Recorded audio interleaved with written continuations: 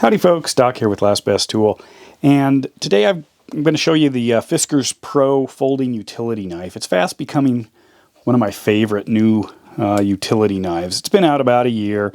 It's got kind of a rubber overmold on, I guess, a zinc metal handle. Uses some stainless steel hardware. It releases the blade with the push of a button here, so it allows you to flick it out and flick it closed.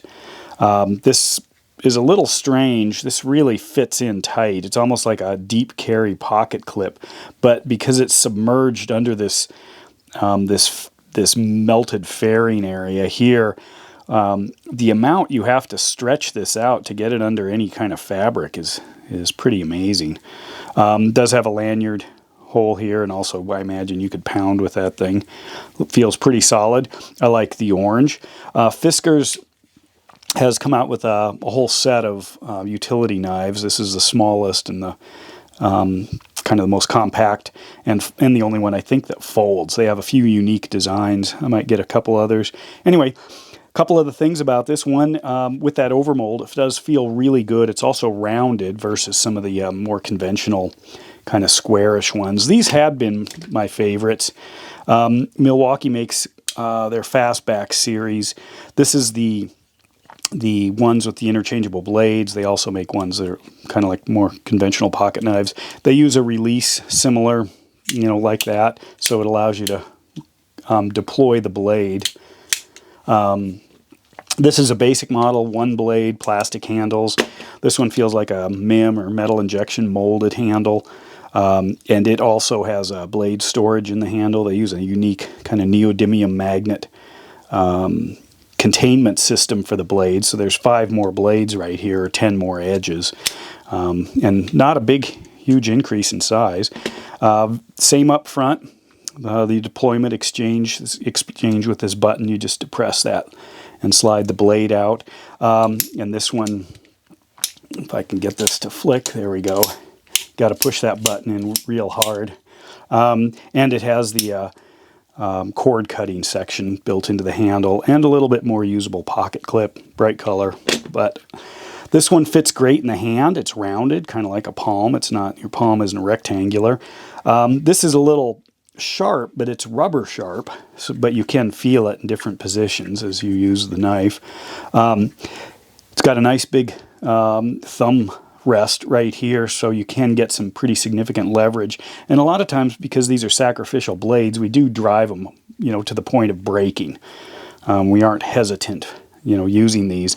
So you really have to design the knives to put up with it. I've got others, that'll just about kill you, like this. This probably inflicted more harm than any other knife on the planet. Anyway, this guy here, it feels really good in the hand. It's ergodynamic. I mean, it's great. You can actually choke way up on it. It's got a little extra guard right there. You can drop your finger into this spot and then get some more precision, which leads me to one of my critiques of it. What's odd, I found, is that the sight line is on the right, yet it seems to be a decidedly right-handed tool. And what I mean by that is if you line it up and you're looking, I'm holding it in my right hand, the blade is off to the right, and I would have to actually have it pushed over to the left to see down in there. So if you look at like scissors, these are decidedly right-handed scissors. That's what they're made for. But you notice the sight line here is on the left, so you can see what you're doing. And it's even more dramatic if I go up to these big Fiskars here. If you're trying to work with them in your right hand, which it's made for the right hand, you see that sight line. You see your cut line right up to the edge. However, on this particular knife, if you're using it, I'm losing some of my view by this mechanism that holds the blade. Now, it's not as apparent on some of these others because they're really symmetrical, but you can see a little bit of asymmetry right there at the tip.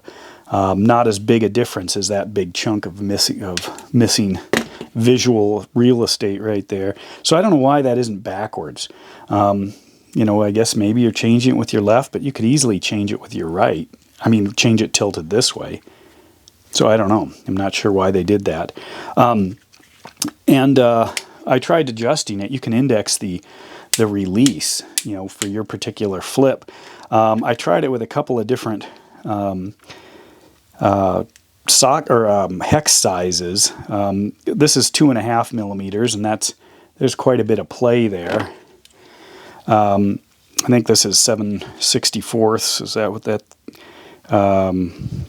3/32 seems to be the one here. Sorry, and there's a ton of play there, but anything different doesn't fit. So I don't know, maybe 2.5. So what you can do is you can flip it. If you loosen that, you can see, you know, it flips really easy, almost to the point where it might bounce free. It's a little too much. If I tighten it, you know, too much, you know, it's stuck. So what you can do is play just a little bit till it has just the right feel for you and stays open. That's just a hair too much. Perfect. Right there is what I want. But anyway, you can see overall they are really nice as far as their presentation. It's a great solid design, feels good in the hand. They use their own carbon blades, and these carbon blades are actually a steel razor blade with some sort of a coating put on at the factory. They say that's why they're black. Well, I don't know, is it a carbide, which is just a carbon mixed with metals? Usually like titanium or maybe tungsten, but they say it's 24 times more durable, I guess. It'll hold its edge 24 times longer than a standard one, and longer than even these carbide blades that I got for the survival kit. So I'm going to explore those a little bit more to see if they really are that great. They do have this cutout in them. I'm not sure what that's for, but if somebody knows, let me know. But that's the Fiskars USA made blades. They sell for about $1 a piece if you buy a small quantity, and about 50 cents a piece if you buy 50 of them. I saw them listed on Amazon. I'll put a link in there. But anyway, overall, it's a great knife. And don't forget that you can also, you know, get a little bit more life out of it using a steel, even your kitchen steel or your kitchen ceramic. So as these get dull, you can sharpen them back up. It's not like it's a huge expense, but it's good to drive them hard. But you can often, you know, get more life out of them just by using conventional sharpening tools, just like you would with a regular knife.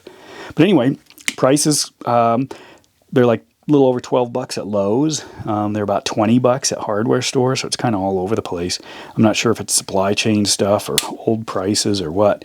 But anyway, good solid folding utility knife. Definitely one to check out. The Fiskars Pro. And with that, Doc out.